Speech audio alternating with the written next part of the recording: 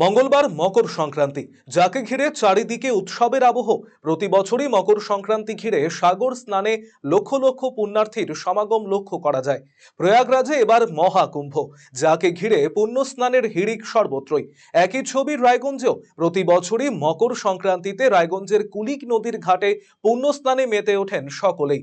রায়গঞ্জ শহরের পাথরমণি এবং পশ্চিম উদয়পুরের অষ্টমীর ঘাটে এবারেও সকাল থেকে ভিড় জমান পুণ্যার্থীরা। শীতকে উপেক্ষা করেই পুণ্যার্থীরা একে একে ঘাটে উপস্থিত হন। নদীর জলে স্নান করে পুণ্য অর্জন করেন সকলেই। এই পুণ্য স্নান ঘিরে যথেষ্ট উৎসাহ উদ্দীপনা লক্ষ্য করা যায়।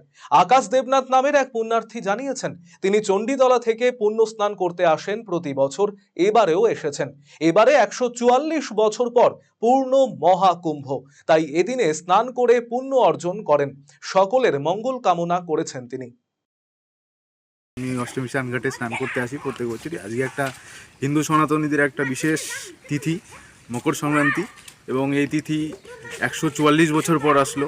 এবং এই দিনে স্নান করলে, যেটাকে আমরা গঙ্গা স্নানও বলি, এবং প্রয়াগরাজে যে স্নান হচ্ছে মহাকুম্ভ স্নান, সেই স্নান করলে আমাদের বিভিন্ন রকমের, আমরা যে সনাতনীদের যে মানুষের যে ভালো, বিশ্বের ভালোর জন্য আমরা সবসময় প্রার্থনা করি যে মানুষ, এই যে বিশ্ব আছে, এই বিশ্বের সম্পূর্ণরূপে যাতে তার শান্তি বজায় থাকে, মানুষের যাতে মঙ্গল কামনার জন্য, গোটা বিশ্বের সমস্ত প্রাণীদের মঙ্গল কামনার জন্য আমরা আজকে স্নান করি।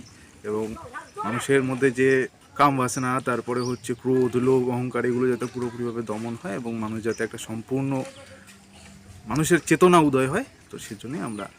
ডরেন সরকার নামের অপর এক পুণ্যার্থী জানিয়েছেন, তিনি ছটপড়ুয়া থেকে স্নান করে এসেছেন।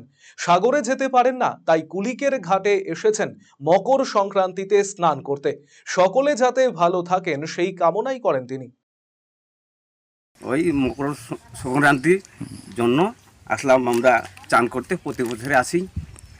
এই কি বললেন? যাইতে পারছি না। হ্যাঁ, কোথায়? ওই কুম্ভতিতে তো যাইতে পারছি না, হ্যাঁ, তার জন্য এখানেই আসি আর কি, চান টান করি। ঈশ্বরকে বললাম ভালো ভালো যেন থাকি, বা সকলে ভালো থাক।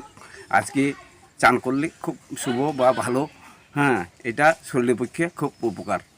এই জন্যে চান করতে আসি,